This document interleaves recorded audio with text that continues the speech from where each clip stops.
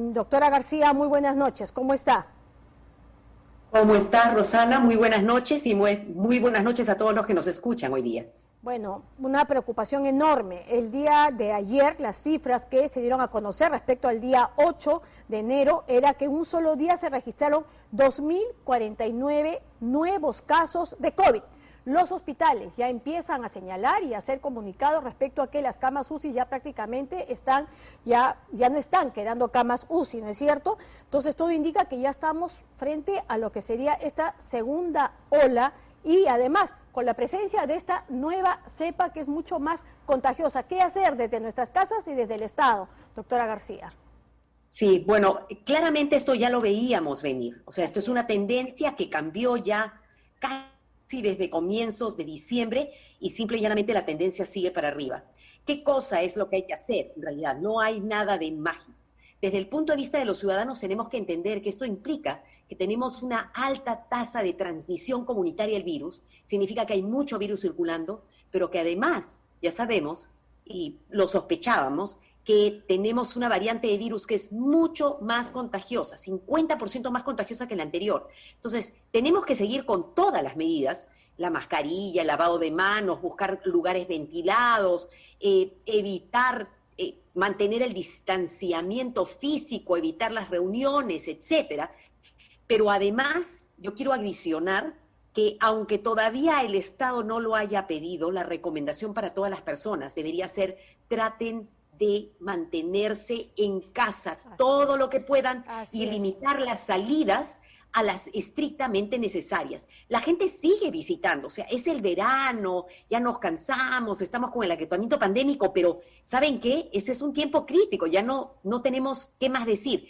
Y con respecto al Estado, yo creo que ya hay que comenzar a tomar, lo estoy diciendo ya hace algunas semanas, algunas decisiones. Hay que retroceder en la apertura de algunas acciones que se han dado, incluso, o sea, cines, restaurantes que podrían funcionar por delivery. Fíjate que no basta con el bajar los aforos, desafortunadamente, porque recuerden que cada una de las medidas se suma para la protección, pero con un virus que es más infeccioso, esto probablemente se nos va a salir de control. Así es, o sea, es como retornar a lo que sería la fase 3 y ya no la 4 de reactivación, que en verdad efectivamente nos está exponiendo más y en una circunstancia y en un escenario bastante mucho más peligroso.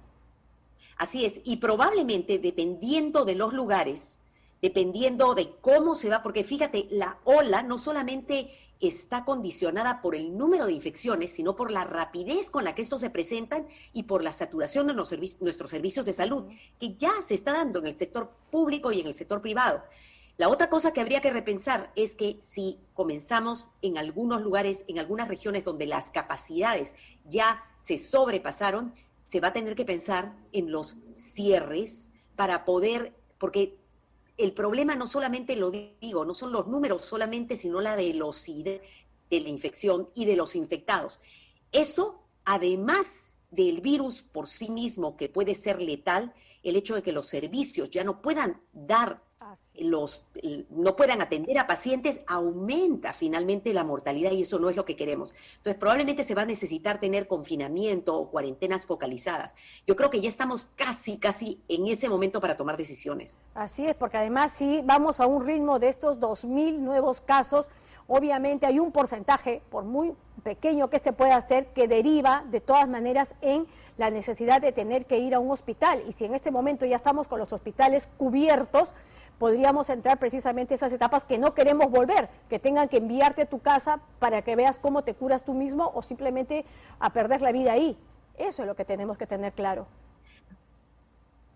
Así es, y a pesar de que se ha mejorado por lo menos la capacidad supuestamente de acceso a oxígeno, recuerda que el oxígeno es uno de las medicinas vitales para todos, pero el oxígeno va acompañado con cierta medicación que tendrían que darte la hospitalaria. Ya el Ministerio de Salud, por ejemplo, también finalmente está incorporando el uso del pulsoxímetro para las personas, pero el pulsoxímetro implica chequear cómo te vas oxigenando y si la oxigenación comienza a bajar, está por debajo del 95%, inmediatamente uno tiene que ir al hospital para que le pongan oxígeno, le den la medicina, pero si ya no hay camas, Entonces, lo que debería hacerse no se va a poder hacer. Es por eso que las personas y el Estado, creo que en este momento ya tienen que estar tomando acciones. Bien, vamos al tema de las vacunas. Un tema es la vacuna y lo otro también el tema de la organización para este proceso de vacunación, pero sobre todo un hecho que preocupa. 40% de peruanos no se vacunaría contra el COVID. Es una cifra que además ha aumentado en los últimos 6 meses y al parecer entran a tallar acá pues una serie de prejuicios, de ideas, de mitos que parece difícil incluso poder desterrar en medio de una situación como la que estamos, que 40% diga no me voy a vacunar, incluso cuando ésta llegue, es realmente preocupante. Así es, y yo creo que lo que tenemos, y esa es una de las tareas pendientes también del Estado, hay que comenzar una campaña de comunicación eficaz para romper los temores que tienen las personas con respecto a las vacunas.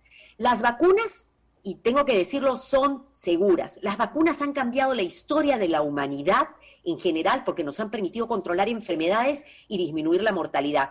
Las vacunas que se han trabajado para COVID son vacunas que son, y las que se van aprobando, son vacunas seguras y efectivas. Hay gente que tiene miedo porque dice, ¿cómo? Si decían que se demora 20 años en producir una vacuna, ¿cómo las han producido tan rápido? Así es. Y vale la pena que la gente sepa por qué se ha producido tan rápido. Primero, ha habido un trabajo espectacular de parte de los científicos a nivel global que además ha permitido rápidamente detectar al virus, rápidamente poder hacer el secuenciamiento y rápidamente descubrir cuál debería ser el objetivo, la parte a la que hay que dirigir la vacuna.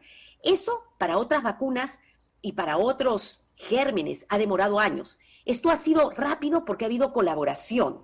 Segundo, ha habido financiamiento, un financiamiento importante, y se han roto una serie de barreras burocráticas. Tercero, ya había trabajo preliminar con respecto a cómo poder trabajar vacunas más rápido, plataformas de desarrollo de vacunas que se habían estado viendo, pero que no avanzaban porque no había mucho dinero.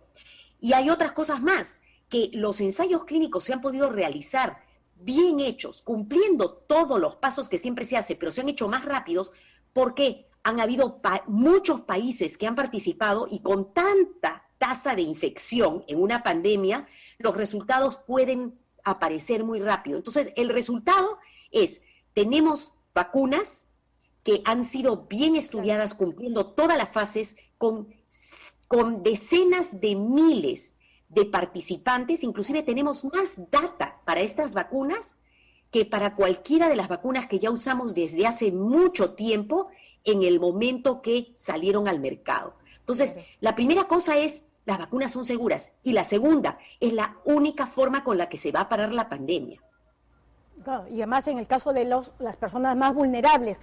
En el caso, por ejemplo, de Sinopharm, que es el laboratorio al que se está comprando el mayor lote de vacunas. Hay temas pendientes todavía, por supuesto, pero en todo caso es lo más cercano.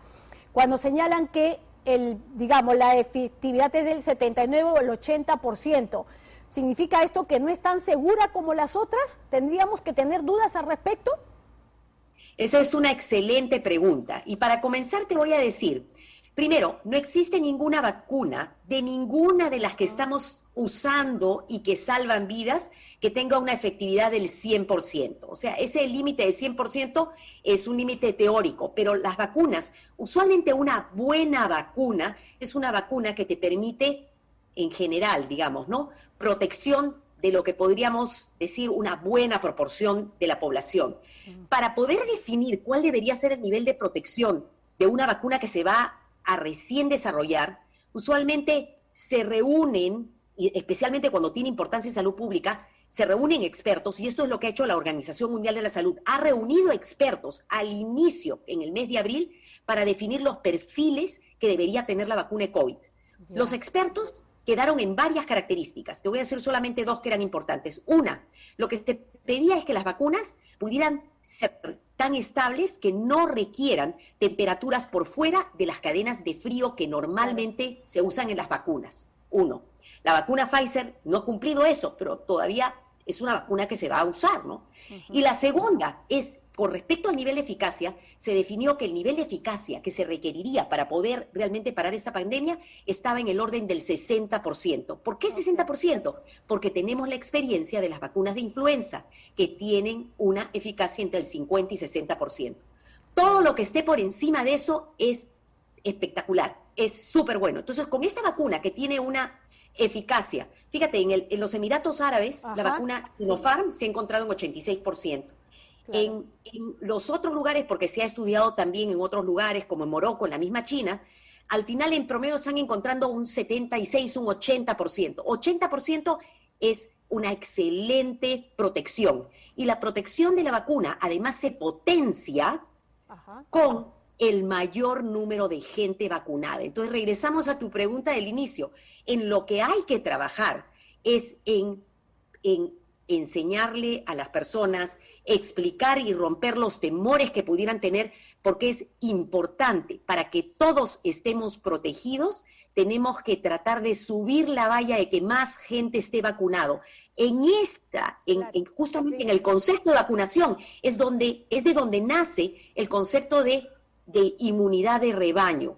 Nos protegemos todos cuando más estamos vacunados. Entonces, hay que romper los mitos. Es una buena vacuna. Tiene más de 1 millón de personas ya vacunadas en la China. La China ya tiene, fíjate, son solamente 3 las vacunas en el mundo que tienen aprobación para uso total. Y en este caso, una es Pfizer, una es Moderna y la otra es Sinopharm. Sinopharm ya se está usando en 7 países de los Emiratos Árabes. 7, hay otro país más también en la zona de los cercana a los países árabes, además en Marruecos, Egipto, Perú ahora, y hay otros países que están considerándolo. Entonces, es una vacuna que para que la gente se sienta más tranquila también, y la gente que le gusta las cosas más estándar. Claro. La metodología que ha usado Sinopharm es la misma metodología de todas las vacunas que tenemos en la actualidad. Son virus que son virus, le llamamos inactivados. Entonces, hay mucha gente que está creando todos los mitos con las vacunas. Vamos más o menos en esa misma línea. Las nuevas vacunas con nuevas tecnologías. Oigan, pero la vacuna china es el mismo tipo de tecnología de todas las vacunas que usamos. Utilizado en otras. Bien, muchísimas gracias por esta cátedra, muchísimas gracias por devolvernos, en todo caso, la tranquilidad que se necesita, porque precisamente esa tarea es sumamente importante, como usted nos estaba señalando. Tenemos que romper esos mitos y, al contrario, aportar a la ciencia, pues, no, en este caso siendo voluntarios, en este caso acudiendo a las vacunas y participando de lo que es también una responsabilidad social de parte de cada uno. Muchísimas gracias, doctora García. Muchísimas gracias, y a seguirse cuidando, A seguirse cuidando, sobre todo eso, no bajar la guardia. Bien, muchísimas gracias. Y nosotros continuamos con